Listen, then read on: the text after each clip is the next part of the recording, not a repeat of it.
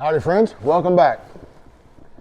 I had a client picking up their instrument the other day and we started talking about pivot screws, hinge rods, hinge pivots, all the different kinds of screws that make up their instrument. And they had no idea. And so we had a long conversation about it and they said it was very fascinating. So that got me to thinking, maybe other folks don't know about all these different things. And that's a good thing to know, especially if you're having to emergency diagnose a woodwind instrument. So let's talk about some of the screws and rods, instead of just screws and rods, in your woodwind instrument, complete with bad drawings.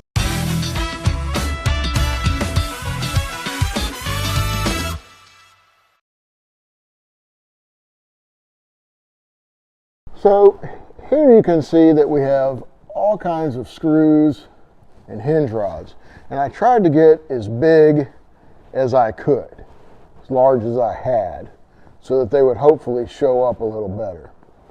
And I'm going to show things on a flute because a flute has all of these types. On the top left, we have pivot screws. This is also a pivot screw. These are adjustment screws. This is a hinge rod. This is a hinge pivot. Okay, well that's clear as mud. Let's look on the other side at a bad drawing. This is a headed cylindrical pivot screw. What does that mean? A headed cylindrical pivot screw, the post is countersunk. It has a set depth that it goes into the key. So this is your post. That's my bad representation of a post. And this is my bad representation of a key. But it goes a set depth into each of these. This is a headless wedge pivot screw. That means it's just got a drilled through hole in the post and it wedges itself into the key. So you can drive this as far in or out as needed. There is no set depth. It goes all the way through. This is a headed wedge pivot screw. Well, to be perfectly honest, they're really sloppily made. But the post is countersunk, just like the headed cylindrical. It has a wedge, like the headless wedge, and you just kind of move it in until it binds up on the key, and it typically always works its way out. So you have to use some kind of a thread locker. Now let's look at an actual instrument to see how the thing is put together. So let's start with pivot screws. On a flute, I'm going to lose my C key. Let's start, nope, we're starting with, I'll make it work. Pivot screws. Your right hand section is pinned together along the shafts. You've got these, you have these two little pins here, then you got a pin up here. On some other models, there'll be another pin past the D key. So there's a shaft that runs all the way through this, connects to this post. You can't get to a screw hole there. There's not one. If you only see a slot head on one side, then you have a pivot screw. If you can tighten the pivot screw all the way down,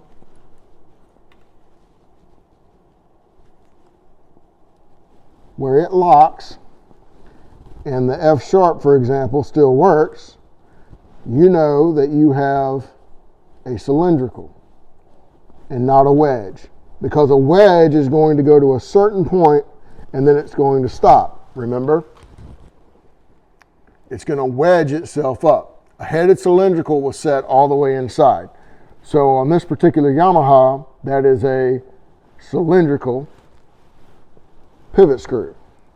On your B key, if you have a post to a post and you only have a thread on one side and no way to get to it on the other, you have a hinge rod, which looks like this. So it's threaded on one side, the rod, which is under my thumb, and then it comes up. That's where you screw it, right? So it's a hinge rod. This is off of a saxophone. This is the same thing, okay? If you have a long key section, for example, our trill keys, and we look at the top trill key and we have a screw there, we see the screw head, and then we look at the bottom and we can see the screw head there. We have pivot screws holding this key section on. This is a culmination of all of that. This is called the hinge pivot. It is exactly what it sounds like. It's a hinge rod with a pivot screw on the end. So these also come in the, let's zoom that in, the cylindrical or the wedge. Okay? The cylindrical style is going to go a set amount, and the key that it's holding together will still work. Post with the screw head, threads, the pivot comes into B flat. So as we tighten this all the way down, B flat works, the screw is locked. With this wedge style, if it goes, you screw it in until it binds, and then you back it out a little bit, and it starts working again. Pivot screws, cylindrical and tapered, headless, tapered. These are adjustment screws. These are the outliers. On this Yamaha, they are here. And they are headless. So it's more like this white plastic one that I have here from a buffet. Sometimes, like older buffets, the adjustment screw will look like this, where it's headed. A lot of the new production student flutes are using a headless pivot screw. This one is tucked under the B flat arm behind the F sharp key.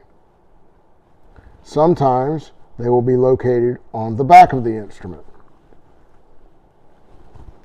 like here for the E key adjustment. If you're looking for it, you'll see a tab. When you roll that tab over, I spy with my little eye, there's the screw right there. Okay? So if you're needing to make the adjustment. So these are all the different types of screw that are found on a flute. They're found on all the woodwind instruments, some combination of that. So do a little detective work and see where your instrument is put together. Here's another great example. This is the double G. The double G, we can notice, sorry, I bumped the camera. There's the screw head for double G, and then we flip around to the other end, we don't see a screw head. That means that the post is drilled, and this post is threaded, which means that we have just a regular hinge rod. There's 12 minutes about screws that you never knew you needed.